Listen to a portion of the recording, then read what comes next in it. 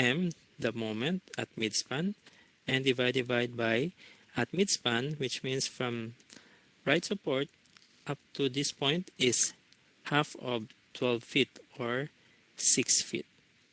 And the value for m is equal to 4,500 times 6 and divided by 9. And the value for m is equivalent to 3,000 pounds-foot. And we will be using this to find the bending stress at midspan using the formula my over I. So F sub B is equal to my over I. So y for now is the distance from the neutral axis up to the bottom of the 0.5 inch, which is equivalent to 1.5 inch. So this way, so m is 3,000. Same thing, we multiplied by 12 to convert it to inches. And the y, which is equivalent to 1.5,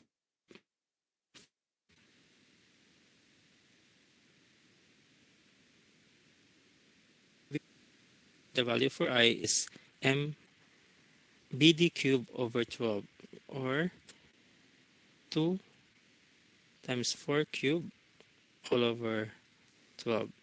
And we have the value for F sub B at midspan. So this will be at midspan.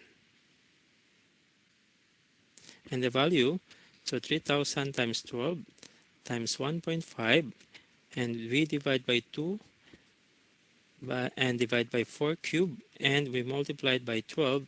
The value for F sub B at midspan is equivalent to 5,062.5, and the unit is in PSI or pounds per inch. Okay, sa ato niya nga letter B nga question, the stress in a fiber located 0.5 inch from the top of the beam, and ang iya nga specify is at midspan. So at midspan is 1/2 of the span sang aton nga beam, which is 12 feet. So half of that is 6 feet. So ari sa ang aton nga point, amo ni ang aton nga kwaon nga fiber stress, which means hindi tayo usaron ang aton nga maximum moment kung hindi basihan ta sa aton nga moment diagram, and kay tungod triangular ang aton nga shape sa aton nga moment sa sini nga area, kwaon ta ang ratio and proportion, the small triangle and the big triangle. So 4,500 is 2. Kay 3 feet ni siya, so 9 feet ang aton nga total length, and it is equal to the moment, and divide mo sa 6 feet. Kay tungod gin-base ta sa ratio and proportion. So nakuha ta nga m is 3,000 pounds-foot. And ang ato naman niya nga I is the same gyapon, 2 times 4 cubed all over 12. Pero ang ato niya nga C, instead of C nga 2 inch, kay ang atong ginalocate is below sang aton nga top fiber. Ang top fiber ta amo na yang aton nga C. However, kwaon ta kuno ang stress at 0.5 inch halin man gyapon sa top sang beam. So, instead of 2 inch, iminasan mo to sang 0.5. And ang maproduce mo amo ni ang Y, 1.5 inch. And amo ni ang aton location sang stress nga makuha. And ang aton moment at midspan is 3,000 pounds-foot.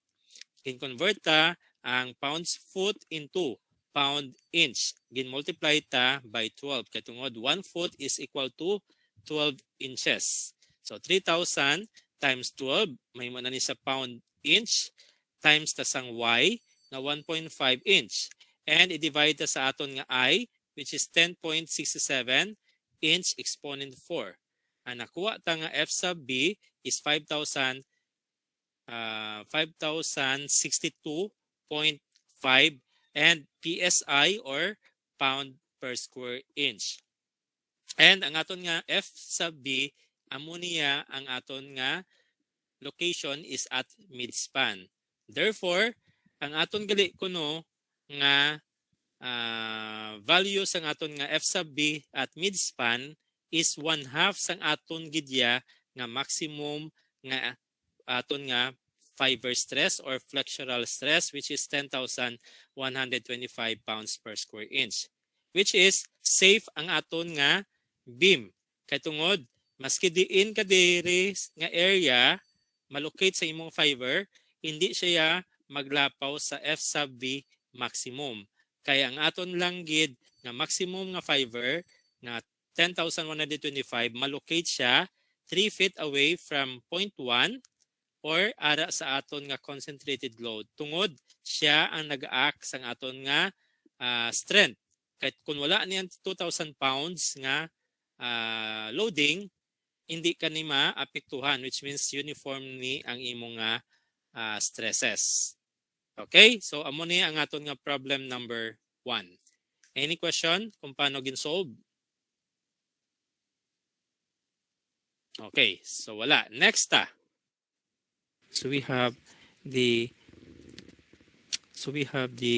value for midspan for bending stress, which is 5,600 or 62.5 psi, while the maximum bending stress is equal to 10,125 pounds per square inch or psi.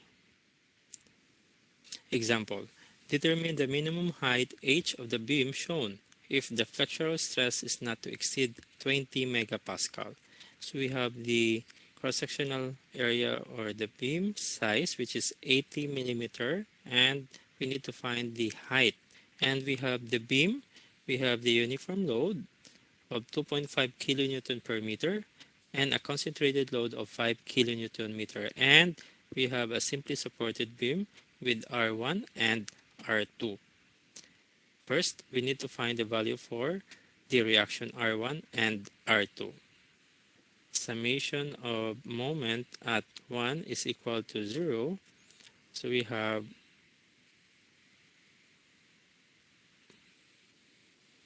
the uniform load, which is 2.5, and the total length is 1 plus 3 or 4 meters, and then the resultant is at 2 meters halfway, which means this will be the resultant, and the value from this point up to point 1 is equivalent to 1 meter. So this is equivalent to 1 meter, and the direction is clockwise direction, and it is positive.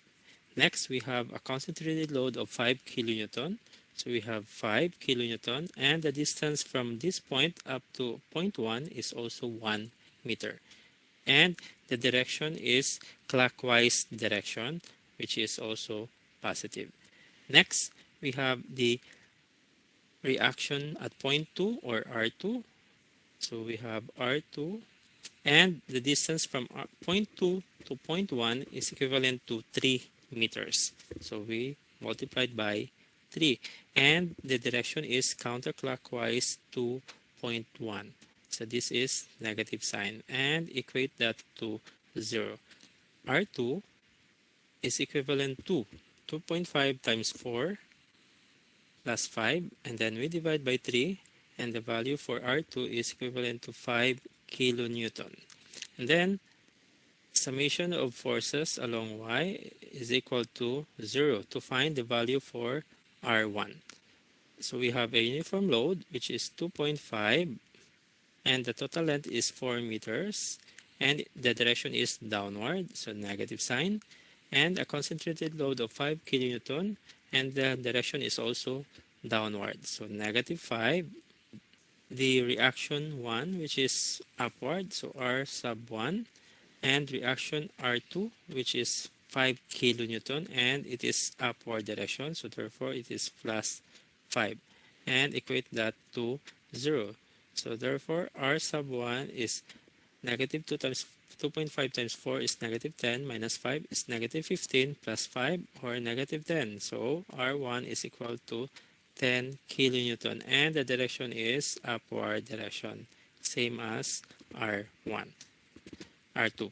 So R1 is 10 kilonewton, so this will be 10 kilonewton, and R2 is 5 kilonewton. And we find the value for moment using shear and moment diagram. So first, shear diagram. So 0,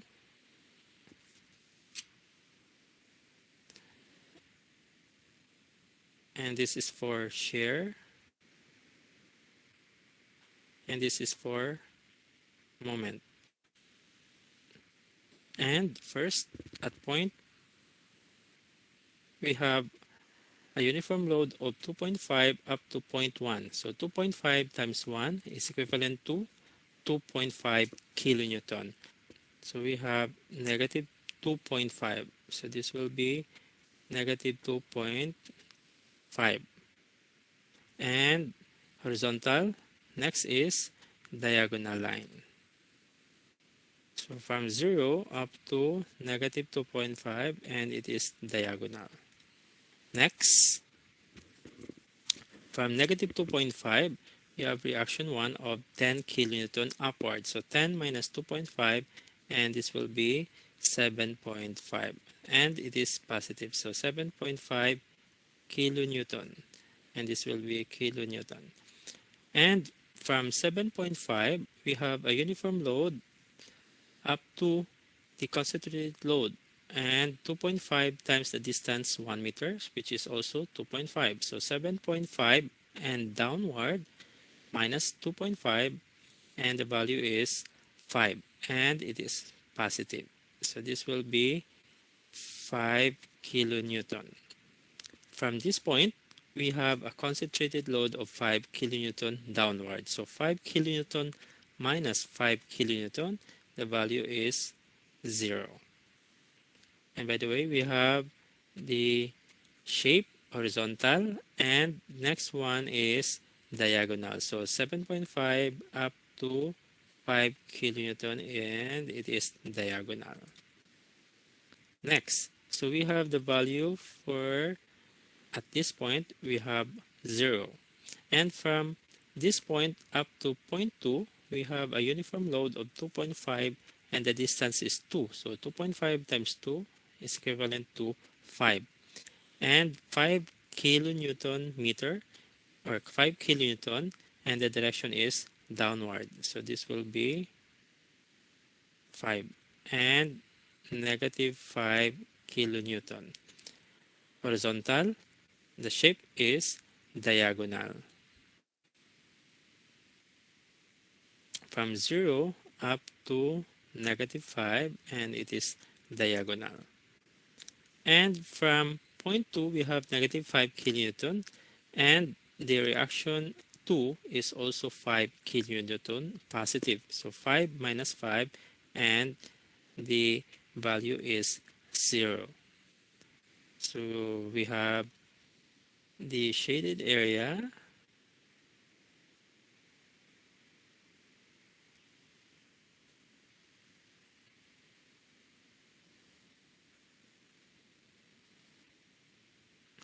and identify that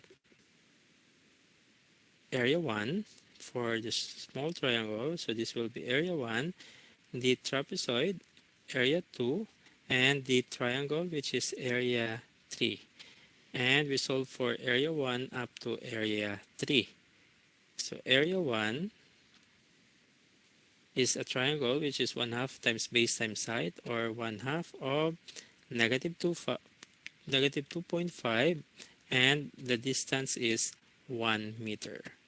And the value is negative 2.5 divided by 2 is negative 1.25. The unit is kilonewton meter. Next, area 2. Area 2 is a trapezoid. So the formula is 1/2 times the summation of bases B1 plus B2 and multiplied by height, or 1/2 of 7.5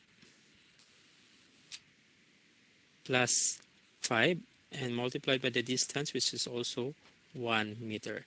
So 7.5 plus 5 and then divide by 2, the value is 6.25 kilonewton meter. And area 3, which is a triangle, so 1/2 of the height, which is -5, and multiplied by the distance, which is 2 meters. And the value is -5 times 2 is -10 divided by 2, or -5 kilonewton meter. From 0, we have area 1, which is -1.25. And the value is negative. So this will be negative. So negative 1.25 kilonewton meter. And the shape is horizontal, diagonal, and curved. And it is concave downward. So from 0 up to negative 1.25.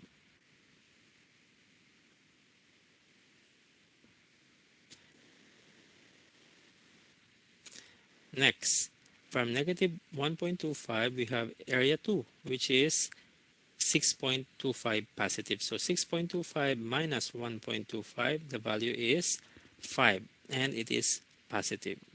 So this is 5 kilonewton meter positive. And the shape, horizontal, diagonal, and concave downward. From negative 1.25 up to 5. And last, area 3. So we have area 3 is -5, so 5 kilonewton meter minus area 3, which is -5, the value is 0 at 0.2. And the shape is horizontal, diagonal, and concave downward. So 5 kilonewton up to 0. And that's it. The maximum moment is equal to 5 kilonewton meter. So this will be the shaded area.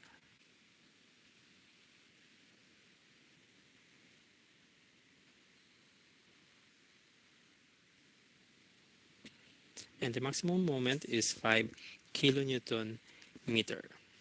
We need to find the value for H using flexural stress formula. So FB is equals to MC over I, and this will be equation 1.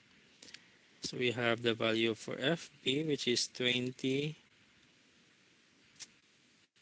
megapascal, M, which is the maximum moment, or 5 kilonewton meter, and we convert that to Newton millimeter by multiplying 1000 squared, or this will be 5 times 10 to the power 6 Newton millimeter. Next, C, the height, H, and the neutral axis for the rectangular is 1/2 up to the top, which is C. And the value is 1/2 of the height for H. And I, for rectangular beam, the formula for moment of inertia is BD cubed all over 12. And the base is 80 millimeter, and the depth is H cubed all over 12. And this will be 20 over 3 H cubed for I. So we have I, C, M, and F, B. The unknown is H at 1. FB is 20. Equate that to M, which is 5 times 10 to the power 6, and multiplied by C, which is 1/2 of H, and we divide by I, or 20 over 3 H cubed. And we cancel out H and H, it will be squared. So 5 times 10 to the power 6 cube times 6 times 10 to the power 6 multiplied by 0.5, and we divide by 20 and divide by 20 times 3. We have H squared is equals to 18,750, and we find the value for H. The square root of 18,750 is equivalent to 137 millimeter.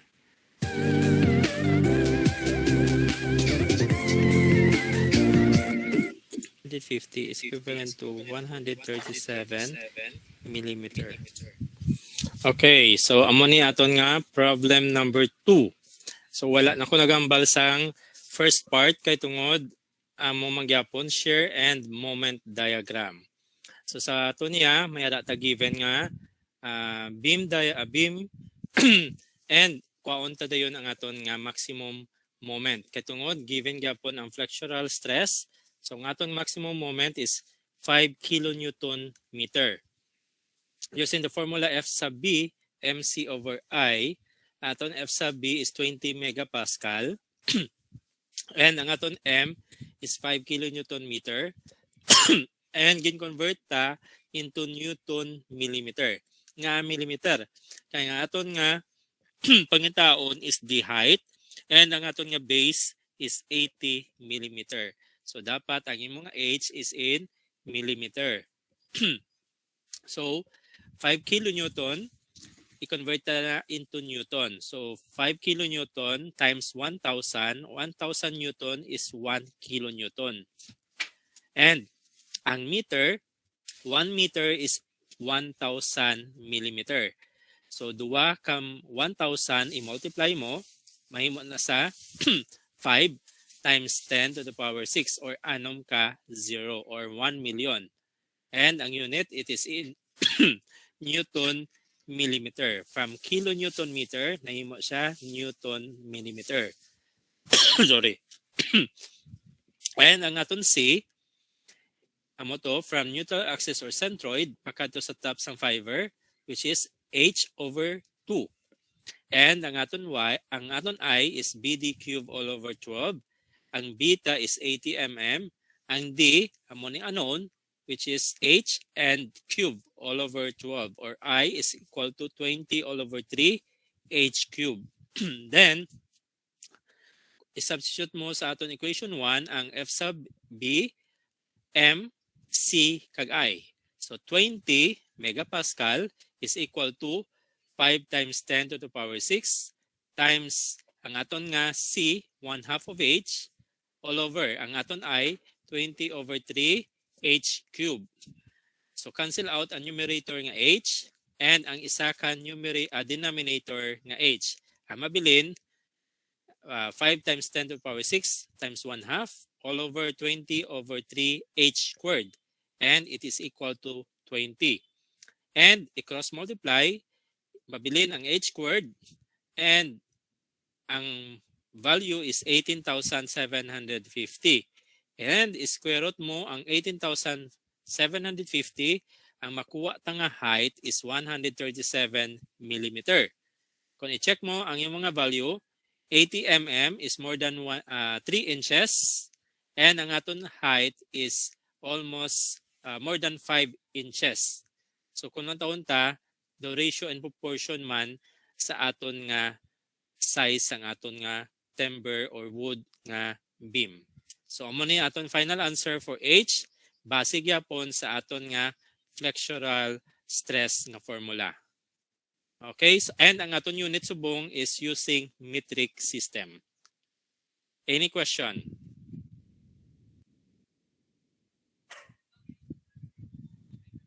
Wala, entendido ged. Madugayan man lang kamo na amo gyapon sa shear and moment diagram. Yes, Janelle. Sir, mapaka-refile lang ko, sir. Ang final answer is in meters na, sir. Sorry, millimeter ni siya. Millimeters. Thank you. Kay tungod, take note wala ko nagatag da specify nga millimeter or meter. Pero based sa aton nga beam nga given, ang aton nga base is 80 millimeter. So dapat ang imong H should be in millimeter. Pero kung gin-answer mo is 0.137 meter, correct gyapon. Either of the two, correct siya gyapon. Okay lang? No need yang nga millimeter. However, correct dapat ang imong nga answer. Kaya kung i-convert ta ang meter nga imong nga answer sa millimeter, dapat the same ang iyang nga value. So correct siya gapon. Okay? Another, may question pa? Clarification? Okay, none. Yes, Eliana. Based naman, sir, sa final answer. I-round off na lang, sir, as whole numbers yung final answer. Yes, kung sa actual gani na, instead of 137 millimeter, ang final nga design is not 125, kung hindi 150. Actual. I mean, nabala, ibutang mo gaya sa actual, hindi na siya 137, kay wala man 137 nga exact gid. Kalabanan 2 by 4, 3 by 6, or 4 by 10, doon mo na ang pag-cut sang aton nga kahoy. So from 137 nga height, imo na siya 150 or 6 inches. So nga aton nga dimension should be in 4 inches by 6 inches, or 4 by 6 ang aton nga wood or ang aton nga beam. Sa aton ay actual, pero based sa theoretical, ang aton nga final answer is 137 millimeter. So pwede mo siya ma-whole number So 137, kung pila na mayara 137.5, okay lang. Pwede mo siya ma-convert basta ang imong answer is almost the same sa aton nga makuha ang answer. Okay? Next, ano pa? Kung wala na question, kadto na kamo sa inyong classwork, and tungod ambal ko, ang aton nga quiz is online, so tsansa nyo na ni. Ang aton nga first nga quiz online. So please check sa inyong Google Classroom, and may ara lang ta 1 hour. So 5:15 matapos ta 6:15, or imoon ko na lang 6:20 ang inyong time para sa aton nga quiz number 1. Good luck. Duwa man lang ni ka question Ang isa mo ni aton bag-o lang nga lesson, and ang ikaduwa nga number share and moment diagram. So hapos lang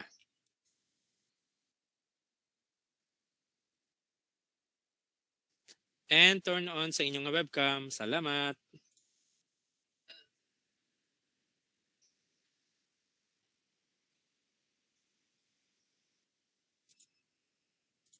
And after sa aton nga exam or quiz, may ihatag ko dayon nga advanced lesson para sa aton next nga meeting sa Saturday, online gyapon, for our third lesson, deflection of beams. And may ara tayo gyapon assignment, and ipasa man na next week before sang aton nga klase nga 4 p.m. So that's assignment number 3. Isend ko na lang subong para hindi na kamo hulat pa. Okay, good luck sa aton nga quiz number 1.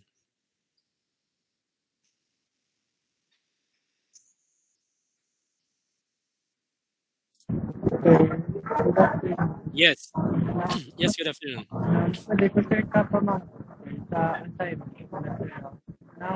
Okay. What? Okay. Ano? Online. Okay, wala lang ko doon.